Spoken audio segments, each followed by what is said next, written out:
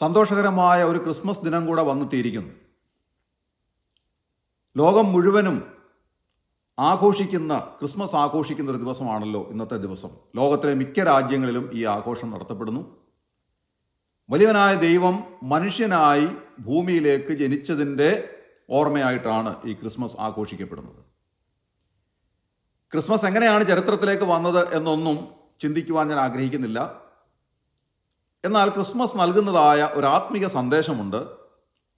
അത് പറയുവാനായിട്ടാണ് ഞാൻ ഈ സമയം വിനിയോഗിക്കുന്നത്. മിക്ക ലോകരാജ്യങ്ങളിലും ഈ ക്രിസ്മസ് ആഘോഷിക്കുന്നു. ഒരുപാട് ആഘോഷങ്ങൾ ഇതുമായി ബന്ധപ്പെട്ട് നടക്കുന്നുണ്ട്. പല രാജ്യങ്ങളിലും പല നിലകളിലാണ് ആഘോഷിക്കപ്പെടുന്നത്. എന്തായിരുന്നാലും മനുഷ്യരൊക്കെ ഈ ക്രിസ്മസ് ആഘോഷിക്കുന്നുവെങ്കിലും അതിൻ്റെ അന്തസത്ത എന്താണെന്നുള്ളത് മനസ്സിലാക്കേണ്ടത് അനിവാര്യമാണ്.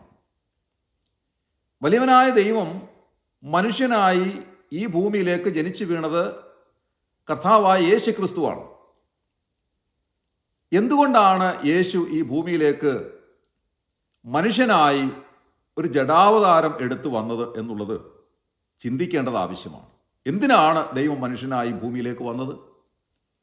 അതിൻ്റെ ആവശ്യം എന്തായിരുന്നു? നമുക്കറിയാം, യേശു ക്രിസ്തുവിൻ്റെ ജനനവും ജീവിതവും ചരിത്ര സത്യമാണ്. അതിനെ നിഷേധിക്കുവാൻ ആർക്കും സാധ്യമല്ല. കാരണം ലോക ചരിത്രത്തെ തന്നെ രണ്ടായി വിഭജിച്ച ഒരു വലിയ ചരിത്രമാണ് കർത്താവായ യേശു ക്രിസ്തുവിൻ്റെ ജനനവും ജീവിതവും മരണവും എല്ലാം. ചരിത്ര സത്യമാണ്. അവിടുന്ന് 33.5 വയസ്സുവരെ ഭൂമുഖത്ത് ജീവിച്ചു. അതുകൊണ്ട് അവിടുന്ന് ജനിച്ചു എന്നുള്ളത് യാഥാർത്ഥ്യമാണ്. അതുകൊണ്ടാണ് ക്രിസ്ത്യാനികൾ യേശു കർത്താവിൻ്റെ ജനനത്തെ ആഘോഷിക്കുന്നത്. യേശു ക്രിസ്തു ജനിച്ചു. അവിടുത്തെ ഒരു മനുഷ്യനായി ജനിക്കും എന്നുള്ളത് പ്രവാചകന്മാർ യേശുവിൻ്റെ ജനനത്തിന് 700-ൽ-അധികം വർഷങ്ങൾക്ക് മുൻപ് പ്രവചിച്ചിരുന്നു.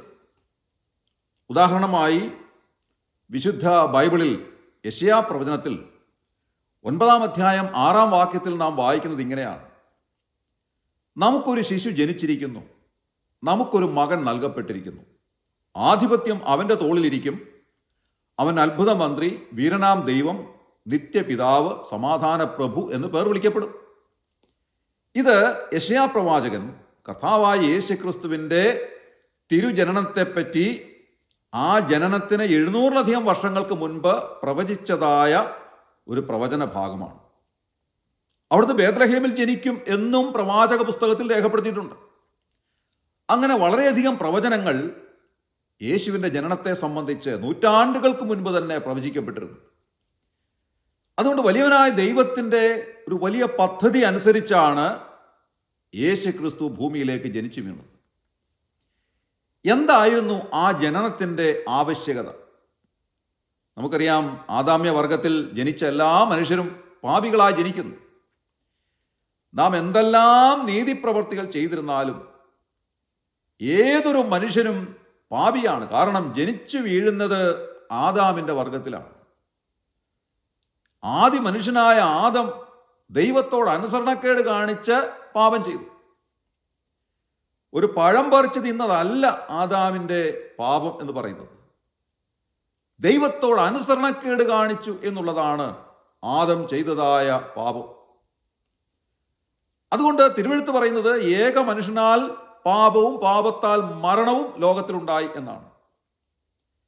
ആദം ദൈവത്തോട് അനുസരണക്കേട് കാണിച്ചു, പാപിയായി തീർന്നു. അതുകൊണ്ട് ആദാമ്യ വർഗത്തിൽ ജനിക്കുന്ന എല്ലാ മനുഷ്യരും പാപികളായി ജനിക്കുന്നു. നാം എല്ലാവരും ജനിക്കുന്നത് പാപികളായിട്ടാണ്. എന്നാൽ ആ പാപാവസ്ഥയിൽ ദൈവസന്നിധിയിലേക്ക് അടുത്തു ചെല്ലുവാൻ ഒരു മനുഷ്യനും സാധ്യമല്ല. ദൈവം അതിപരിശുദ്ധനാണ്. അതിപരിശുദ്ധനായ ദൈവത്തിൻ്റെ അരികിൽ മനുഷ്യന് ചെല്ലണമെങ്കിൽ പാപമില്ലാതെ ചെല്ലണം. അതുകൊണ്ട് യേശുക്രിസ്തുവിന് മുൻപുള്ള മനുഷ്യരൊക്കെ അതിന് ചെയ്തിരുന്ന കാര്യം എന്താണ്?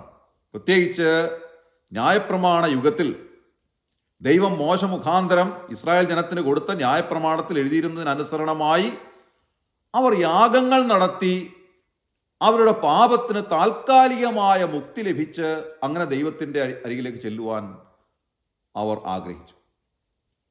അതുകൊണ്ട് കാളകളെയും ആടുകളെയും നിർദോഷികളായ മൃഗങ്ങളെയും പർവ്വജാതികളെയും ഒക്കെ ദൈവത്തിന് യാഗമായി അർപ്പിച്ച് രക്തം ചൊരിഞ്ഞിട്ടല്ലാതെ വിമോചനമില്ല എന്നുള്ള ദൈവനീതിയുടെ മുൻപാകെ പാപമില്ലാത്ത ഈ മൃഗങ്ങളുടെ രക്തം ചൊരിഞ്ഞ് അതിലൂടെ ലഭിക്കുന്ന താൽക്കാലികമായ മുക്തിയിലൂടെ പാപമോചനം ലഭിച്ച് അങ്ങനെ ദൈവസന്നിധിയിലേക്ക് അവർ ചെന്നിരുന്നു. എന്നാൽ അവർ വീണ്ടും പാപം ചെയ്യുമ്പോൾ അവർ വീണ്ടും യാഗം നടത്തേണ്ടതായി വന്നു. അങ്ങനെ യാഗങ്ങൾ അവർ നടത്തിയെങ്കിലും താൽക്കാലികമായ പാപമുക്തി മാത്രമാണ് അതിലൂടെ അവർക്ക് ലഭിച്ചത്. സ്ഥിരമായ നിലനിൽക്കുന്ന ഒരു പാപമോചനം അവർക്ക് ലഭിച്ചില്ല. അതുകൊണ്ട് യാഗങ്ങൾ തുടർമാനമായി നടത്തേണ്ടതായി വന്നു. അതുകൊണ്ട് വലിയവനായ ദൈവം പാപമില്ലാത്ത കർത്താവായ യേശുക്രിസ്തുവിനെ ഈ താണലോകത്തിലേക്ക് ഒരു മനുഷ്യനായി അയച്ചു. അവിടുന്ന് കന്യകയിലൂടെ ഈ മനുഷ്യനായി ഭൂമിയിലേക്ക് ജാതനായി തീർന്നു. ആദാമിൻ്റെ വർഗത്തിൽ ജനിക്കുന്ന മനുഷ്യൻ പാപിയാണെങ്കിൽ ഒരു കന്യകാജനനത്തിലൂടെ ദൈവത്തിൻ്റെ പരിശുദ്ധാത്മാവിനാൽ തിരുവെഴുത്തിൽ നാം വായിക്കുന്നത് പോലെ കന്യക ഗർഭിണിയായി ഒരു മകനെ പ്രസവിക്കും, അവന് ഇമ്മാനുവേൽ എന്ന് പേർ വിളിക്കപ്പെടും എന്ന് എഴുതിയിരിക്കുന്നത് അനുസരണമായി കർത്താവായ യേശു ക്രിസ്തു ഈ ലോകത്തിൽ മനുഷ്യനായി ജനിച്ചു. അവിടുന്ന് പാപമില്ലാത്തവനായി ജനിച്ചു, പാപം എന്തെന്നറിയാത്തവനായി ജീവിച്ചു. അതുകൊണ്ട് പാപമില്ലാത്ത കർത്താവായ യേശു ക്രിസ്തുവിൻ്റെ പരിശുദ്ധമായ രക്തം സകല മനുഷ്യൻ്റെയും പാപത്തിനു വേണ്ടി മറുവിലയായി ദൈവനീതിയുടെ മുൻപാകെ ഒഴിച്ചു. അതാണ് വാസ്തവത്തിൽ കാൽവറി ക്രൂശിൽ നാം കാണുന്നത്. യേശു ക്രിസ്തു കാൽവറി ക്രൂശിൽ യാഗമായി അർപ്പിക്കപ്പെടുന്നതിന് വേണ്ടിയാണ് ഈ ലോകത്തിലേക്ക് ജനിച്ചു വീണത്. അവിടുന്ന് ഏകയാഗമായി തീർന്നു. ദ യുണീക് സാക്രിഫൈസ് എന്നാണ് തിരുവെടുത്ത് അതിനെ വിശേഷിപ്പിക്കുന്നത്. ഏകയാഗത്താൽ അവൻ സദാകാലത്തേക്കും സൽഗുണപൂർത്തി വരുത്തിയിരിക്കുന്നു എന്ന് തിരുവെഴുത്ത് പറയുകയാണ്. കർത്താവായ യേശു ക്രിസ്തുവിൻ്റെ പരിശുദ്ധമായ രക്തം ദൈവനീതിയുടെ മുൻപാകെ ഒഴിച്ചു. യേശു ക്രിസ്തുവിൽ വിശ്വസിക്കുന്ന എല്ലാവർക്കും പാപമോചനം ലഭിക്കുന്നതിന് വേണ്ടി യേശു ക്രിസ്തുവിൻ്റെ രക്തം മറുവിലയായി ദൈവനീതിയുടെ മുൻപാകെ ഒഴിക്കുകയായിരുന്നു. അതുകൊണ്ട് ദൈവവചനം പറയുന്നത് മറ്റൊരുത്തരിലും രക്ഷയില്ല, നാം രക്ഷിക്കപ്പെടുവാൻ ആകാശത്തിന് കീഴിൽ മനുഷ്യരുടെ ഇടയിൽ യേശുക്രിസ്തുവിൻ്റെ നാമമല്ലാതെ നൽകപ്പെട്ട മറ്റൊരു നാമവുമില്ല എന്നാണ്. അവനെ കൈക്കൊണ്ട് അവൻ്റെ നാമത്തിൽ വിശ്വസിക്കുന്ന ഏവർക്കും ദൈവമക്കളാകുവാൻ അവൻ അധികാരം നൽകിയിരിക്കുന്നു. യേശുക്രിസ്തു മരിച്ചത് എൻ്റെ പേർ കാണുന്നു, അവിടുത്തെ രക്തം മറുവിലയായി നൽകിയത് എൻ്റെ പാപത്തിന് പരിഹാരമായിട്ടാണെന്നും വിശ്വസിച്ച് യേശുക്രിസ്തുവിനെ രക്ഷിതാവും കർത്താവുമായി സ്വീകരിക്കുന്ന ഒരു വ്യക്തിക്ക് ദൈവത്തിൽ നിന്ന് പാപക്ഷമ ലഭിക്കുന്നു. അങ്ങനെ പാപക്ഷമ ലഭിച്ച ഒരു വ്യക്തിക്ക് വലിയവനായ ദൈവത്തിൻ്റെ അരികിലേക്ക് ചെല്ലുവാൻ സാധിക്കും. കർത്താവായ യേശുക്രിസ്തുവിലൂടെ ആ പിതാവാം ദൈവത്തിൻ്റെ അരികിലേക്ക് ചെല്ലുവാൻ അങ്ങനെയുള്ള ഒരാൾക്ക് അനുവാദമുണ്ട്. അങ്ങനെയാണ് ദൈവവചനം അവരെ വിശേഷിപ്പിക്കുന്നത്. കാൺമീൻ, നാം ദൈവമക്കൾ എന്ന് വിളിക്കപ്പെടുവാൻ പിതാവ് നമുക്ക് എത്ര വലിയ സ്നേഹം നൽകിയിരിക്കുന്നു.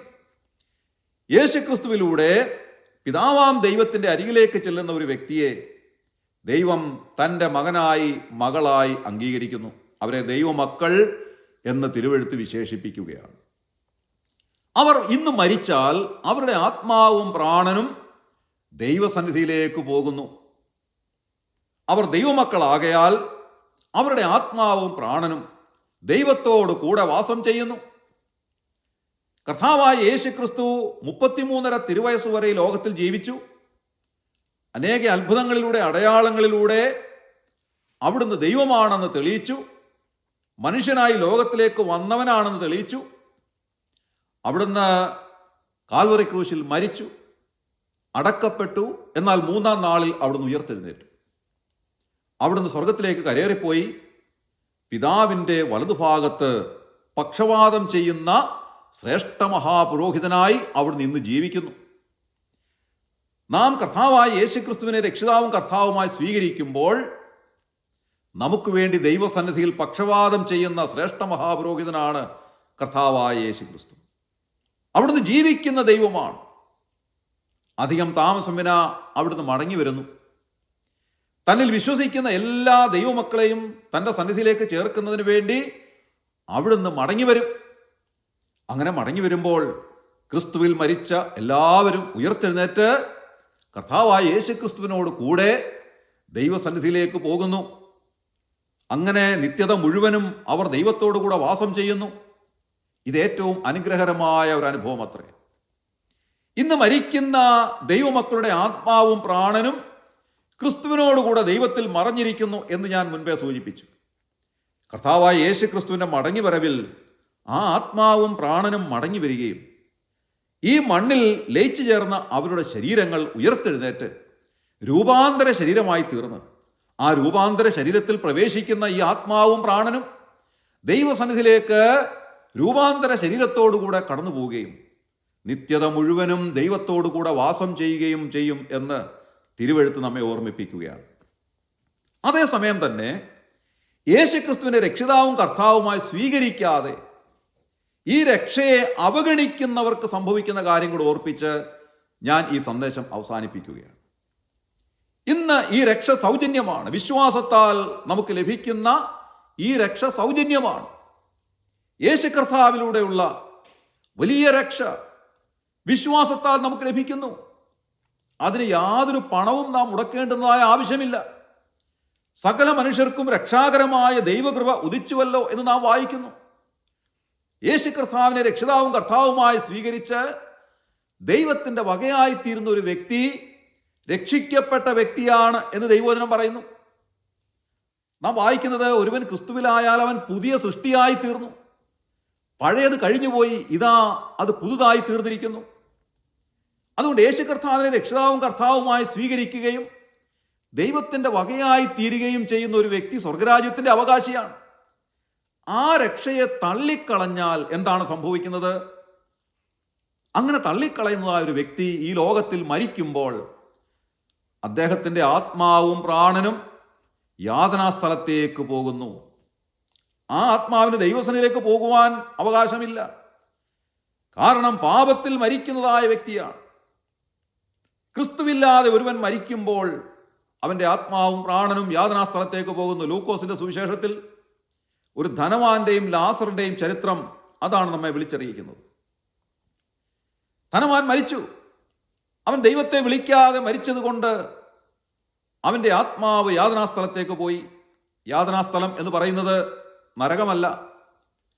വിചാരണ തടവുകാരെ സൂക്ഷിക്കുന്ന ലോക സംവിധാനങ്ങൾ ഉള്ളതുപോലെ അന്ത്യന്യായവിധി വരെ സൂക്ഷിക്കുന്നതിന് വേണ്ടി ദൈവത്തെ തള്ളിക്കളഞ്ഞ് ക്രിസ്തുവിനെ തള്ളിക്കളഞ്ഞിരിക്കുന്ന ആത്മാക്കളെ സൂക്ഷിക്കുന്ന തടവറയാണ്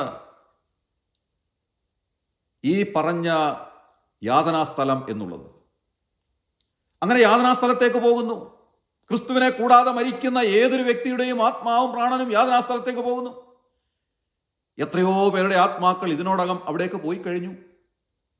ദൈവവചനം പറയുന്നതനുസരിച്ച് ക്രിസ്തുവിനെ കൂടാതെ മരിച്ചിട്ടുള്ള നമ്മുടെ പ്രിയപ്പെട്ടവർ ആരെങ്കിലും ഉണ്ടെങ്കിൽ അവരുടെ ആത്മാക്കൾ, നമ്മുടെ കുടുംബത്തിലുള്ള ആരെങ്കിലും ക്രിസ്തുവിനെ കൂടാതെ മരിച്ചിരിക്കുന്നുവെങ്കിൽ അവരുടെ ആത്മാക്കൾ, നമ്മുടെ സ്ഥലവാസികളായിട്ടുള്ളവർ, നമ്മുടെ പരിചയമുള്ളവർ, നമ്മുടെ അറിവിൽപ്പെട്ടവർ, അങ്ങനെ ധാരാളം ആളുകൾ, ലോകത്തിലെ ഉന്നതരായിട്ടുള്ള, ലോകപ്രകാരം ശ്രേഷ്ഠരായിട്ടുള്ള ധാരാളം ആളുകൾ, സൗന്ദര്യവും സമ്പത്തും സ്വാധീനവും ഒക്കെ ഉണ്ടായിരുന്ന ധാരാളം ആളുകൾ ഇന്നും മരിച്ചുകൊണ്ടിരിക്കുമ്പോൾ ക്രിസ്തുവിനെ കൂടാതെ മരിക്കുന്നുവെങ്കിൽ അവരുടെ ആത്മാക്കൾ നേരെ പോകുന്നത് യാതനാസ്ഥലത്തേക്കാണ്. ആ യാതനാസ്ഥലത്ത് അവർ യാതന അനുഭവിക്കുന്നു. അവരുടെ ആത്മാക്കൾ ഏറ്റവും വലിയ യാതനയിലൂടെ കടന്നു പോകുന്നു. അന്ത്യന്യായവിധിക്ക് വേണ്ടി ഈ ആത്മാക്കളെ ദൈവം വെള്ളസിംഹാസനത്തിൻ്റെ മുൻപാകെ നിർത്തും എന്ന് ദൈവവചനം പറയുന്നു. കാലത്തിൻ്റെ അവസാനത്തിങ്കൽ ഈ അന്ത്യന്യായവിധിക്കായി ഈ ആത്മാക്കളെ യാതനാസ്ഥലത്ത് നിന്ന് ഈ വൈറ്റ് ത്രോൺ വെള്ളസിംഹാസനത്തിൻ്റെ മുൻപാകെ നിർത്തും. അവരെ ന്യായം വിധിക്കും. എന്താ ന്യായം വിധിക്കുന്നത്? വലിയവനായ ദൈവം അവരോട് ചോദിക്കുന്ന ചോദ്യം ഒന്ന് മാത്രമേ ഉള്ളൂ. നീ ജീവനോടെ ഭൂമിയിൽ ഇരുന്നപ്പോൾ കർത്താവായ യേശുക്രിസ്തുവിലൂടെ ഞാൻ ഒരുക്കിയ സൗജന്യമായ രക്ഷ, വിശ്വാസത്താൽ പ്രാപിക്കാവുന്ന ആ രക്ഷ നീ എന്തുകൊണ്ട് അഗണ്യമായി വിചാരിച്ചു? യേശു കർത്താവിനെ നീ എന്തുകൊണ്ട് തള്ളിക്കളഞ്ഞു? ഈ ഒരു ചോദ്യം മാത്രമേ ഉള്ളൂ. പ്രിയമുള്ളവരെ, ഇത് ചിന്തിക്കേണ്ടുന്നതായ ഒരു വസ്തുതയാണ്. യേശു ക്രിസ്തുവിനെ തള്ളിക്കളഞ്ഞ് ജീവിക്കുമ്പോൾ ഒരു അന്ത്യന്യായവിധിയുടെ മുൻപാകെ നീ നിൽക്കേണ്ടതായി വരും എന്ന് ദൈവവചനം ഓർമ്മിപ്പിക്കുകയാണ്. ആ ചോദ്യത്തിന്റെ മുൻപാകെ ഒരു മറുപടി നൽകുവാൻ നമുക്ക് സാധ്യമല്ല. അന്ത്യന്യായവിധി എന്താണ്? വലിയവനായ ദൈവം പറയുന്നു, പിശാചിനും അവന്റെ ദൂതന്മാർക്കും വേണ്ടി ഞാൻ ഒരുക്കിയിരിക്കുന്ന നിത്യമായ നരകാഗ്നിയിലേക്ക് നീ പോകൂ എന്ന് പറഞ്ഞ് അവനെ അന്ത്യന്യായവിധിക്ക് ശേഷം നരകാഗ്നിയിലേക്ക് തള്ളിക്കളയുന്നു. അവിടെയാണ് നരകം, നിത്യമായ നരകാഗ്നി, ദ ലേക്ക് ഓഫ് ഫയർ എന്നാണ് എഴുതിയിരിക്കുന്നത്. പിശാചിനും അവന്റെ ദൂതന്മാർക്കും ദൈവം ഒരുക്കിയിരിക്കുന്ന നരകാഗ്നി. ദൈവം നരകം ഒരുക്കിയിരിക്കുന്നത് മനുഷ്യന് വേണ്ടിയല്ല. ദൈവത്തോട് മത്സരിച്ച പിശാചിനും അവന്റെ ദൂതന്മാർക്കും വേണ്ടി ദൈവം ഒരുക്കിയിരിക്കുന്നതാണ് നരകാഗ്നി. എന്നാൽ ക്രിസ്തുവിനെ കൂടാതെ മരിക്കുന്നവരുടെ ആത്മാക്കൾ അന്ത്യന്യായവിധിക്ക് ശേഷമായി നരകാഗ്നിയിലേക്ക് തള്ളപ്പെടുന്നു. നിത്യത മുഴുവനും ആ നരകാഗ്നിയിൽ അവർ കഴിയേണ്ടതായി വരുന്നു. എത്ര ഭയങ്കരമായ ഒരു കാര്യമാണ്. പിശാചിനെ ദൈവം നരകാഗ്നിയിലേക്ക് തള്ളിക്കളഞ്ഞ് നിത്യത മുഴുവനും നരകാഗ്നിയിൽ അവൻ കിടക്കേണ്ടതായി വരുമ്പോൾ ക്രിസ്തുവിനെ കൂടാതെ മരിക്കുന്നവരുടെ ആത്മാക്കളും ഈ പിശാചിനോടുകൂടെ നരകാഗ്നിയിൽ നിത്യത മുഴുവൻ കഴിയേണ്ടതായി വരുന്നു. അതുകൊണ്ട് ക്രിസ്തുവിലൂടെയുള്ള രക്ഷ, സൗജന്യമായ രക്ഷ, വിശ്വാസത്താൽ പ്രാപിക്കുവാൻ നമുക്ക് സാധിക്കണം. ക്രിസ്തുവിലൂടെ ദൈവം ഒരുക്കിയ സൗജന്യമായ രക്ഷ ഇന്ന് നാം ജീവനോടെ ഇരിക്കുമ്പോൾ വിശ്വാസത്താൽ പ്രാപിക്കുന്നുവെങ്കിൽ നിത്യത മുഴുവനും ദൈവത്തോടുകൂടെ സന്തോഷിക്കുവാൻ നമുക്ക് സാധിക്കും. ഈ ക്രിസ്മസ് ദിനം അതിന് നമ്മെ സഹായിക്കട്ടെ എന്ന് ഞാൻ പ്രാർത്ഥിക്കുകയാണ്. വാസ്തവത്തിൽ ഈ ക്രിസ്മസ് ആഘോഷിക്കുമ്പോൾ നാം ചിന്തിക്കേണ്ടുന്നതായ ഒരു കാര്യമുണ്ട്. ഏതെല്ലാം നിലയിൽ ക്രിസ്മസ് ആഘോഷിച്ചാലും എന്തെല്ലാം ആചരണങ്ങൾ ചെയ്തിരുന്നാലും അതിലൊന്നും ഒരു കാര്യവുമില്ല. ഒരുപക്ഷെ പല നിലകളിൽ ഈ ക്രിസ്മസ് ആഘോഷിക്കുന്നവരുണ്ട്, ഒരുപാട് ആചരണങ്ങൾ ചെയ്യുന്നവരുണ്ട്. എന്നാൽ അതിലൊന്നും കാര്യമില്ല. യേശു ക്രിസ്തുവിനെ രക്ഷിതാവും കർത്താവുമായി സ്വീകരിച്ചിട്ടുണ്ടോ? അതാണ് ദൈവം നോക്കുന്നതായ കാര്യം. സകല മനുഷ്യവർഗത്തിനും വേണ്ടി അവരുടെ പാപത്തിന് പരിഹാരമാകുവാൻ കാലസമ്പൂർണതയിൽ വലിയവനായ ദൈവം മനുഷ്യനായി ഈ ഭൂമിയിലേക്ക് വന്നതാണ് കർത്താവായ യേശു ക്രിസ്തു. നാം വായിക്കുന്നത്, അവൻ ദൈവരൂപത്തിലിരിക്കെ ദൈവത്തോടുള്ള സമത്വം മുറുകെ പിടിച്ചുകൊള്ളണം എന്ന് വിചാരിക്കാതെ ദാസരൂപമെടുത്തു, മനുഷ്യ സാദൃശ്യത്തിലായി, തന്നെത്താൻ ഒഴിച്ചു, വേഷത്തിൽ മനുഷ്യനായി വിളങ്ങി, തന്നെത്താൻ താഴ്ത്തി, മരണത്തോളം, ക്രൂശിലെ മരണത്തോളം തന്നെ അനുസരണമുള്ളവനായി തീർന്നു. അതുകൊണ്ട് ദൈവവും അവനെ ഏറ്റവും ഉയർത്തി സകല നാമത്തിനും മേലായ നാമം നൽകി. അങ്ങനെ യേശുക്രിസ്തുവിന്റെ നാമത്തിങ്കൽ സ്വർലോകരുടെയും ഭൂലോകരുടെയും അധോലോകരുടെയും മുഴങ്കാലൊക്കെയും മടങ്ങുകയും എല്ലാ നാവും യേശുക്രിസ്തു കർത്താവ് എന്ന് പിതാവിന്റെ മഹത്വത്തിനായി ഏറ്റുപറയുകയും ചെയ്യേണ്ടി വരും എന്ന് നാം വായിക്കുന്നു. ഇന്ന് സൗജന്യമായി ലഭിക്കുന്ന ഈ രക്ഷ വിശ്വാസത്താൽ പ്രാപിക്കുവാൻ കർത്താവ് നിങ്ങളെ ഓരോരുത്തരെയും സഹായിക്കട്ടെ. അങ്ങനെ വിശ്വസിച്ച എല്ലാവരെയും ഓർത്ത് ഞാൻ ദൈവത്തെ സ്തുതിക്കുന്നു. എന്നാൽ ഇതുവരെയും ഈ രക്ഷ വിശ്വാസത്താൽ പ്രാപിക്കാതെ ഇരിക്കുന്നുവെങ്കിൽ ദൈവവചനം അവരെ സംബന്ധിച്ച് ഇങ്ങനെയാണ് പറയുന്നത്: ഇത്ര വലിയ രക്ഷ ഗണ്യമാക്കാതെ പോയാൽ എങ്ങനെ തെറ്റിയൊഴിയും? അതിഭയങ്കരമായ ന്യായവിധിയുടെ മുൻപാകെ അവർ നിൽക്കേണ്ടതായി വരും എന്ന് ദൈവവചനം പറയുകയാണ്. നിത്യത മുഴുവനും നരകാഗ്നിയിൽ, പിശാചിനുവിന്റെ ദൂതന്മാർക്കും ദൈവം ഒരുക്കിയിരിക്കുന്ന നരകാഗ്നിയിൽ നിത്യത മുഴുവൻ ചിലവഴിക്കേണ്ടതായി വരും. ഇതെത്രയോ ദൗർഭാഗ്യകരമായ ഒരു കാര്യമാണ്. അതുകൊണ്ട് ഇന്നത്തെ ദിവസം ഈ ക്രിസ്മസ് ആഘോഷിക്കുമ്പോൾ യഥാർത്ഥമായി ക്രിസ്തു മനുഷ്യനായി ഈ ഭൂമിയിൽ ജനിച്ചത് എന്തിനു വേണ്ടിയായിരുന്നുവെന്ന് മനസ്സിലാക്കുവാൻ കർത്താവ് നിങ്ങളെ സഹായിക്കട്ടെ. യേശു കർത്താവ് ഈ ലോകത്തിലേക്ക് വന്നത് എനിക്ക് വേണ്ടിയായിരുന്നു എന്ന് ചിന്തിക്കുവാൻ എനിക്കിടയാകണം. എൻ്റെ പാപത്തിന് മറുവിലയായി അവിടുന്ന് ക്രൂശിക്കപ്പെട്ടു, പാപമില്ലാത്ത അവിടുന്ന് മരിച്ചു, അടക്കപ്പെട്ടു. അവിടുത്തെ വിലയേറിയ രക്തം എൻ്റെ പാപത്തിന് പരിഹാരമായി ഒഴുക്കി അവിടുത്തെ രക്തത്താൽ ഞാൻ കഴുകൽ പ്രാപിച്ചു, ശുദ്ധീകരണം പ്രാപിച്ചു, എനിക്ക് ദൈവത്തിൻ്റെ വകയായി തീരുവാൻ സാധിക്കുന്നു എന്ന് വിശ്വസിക്കുവാൻ എനിക്ക് സാധിക്കണം. അങ്ങനെ എല്ലാവർക്കും സാധിക്കട്ടെ എന്ന് ആശംസിക്കുന്നു. ഇന്നത്തെ ദിവസം കർത്താവ് നിങ്ങളെ അതിനെല്ലാവരെയും സഹായിക്കട്ടെ. ദൈവം നിങ്ങളെ എല്ലാവരെയും അനുഗ്രഹിക്കട്ടെ. സമാധാനവും സന്തോഷവുമായ ഒരു ക്രിസ്മസ് ദിനം നിങ്ങൾക്ക് എല്ലാവർക്കും ആശംസിക്കുന്നു. ദൈവനാമം മഹത്വപ്പെടുമാറാകട്ടെ.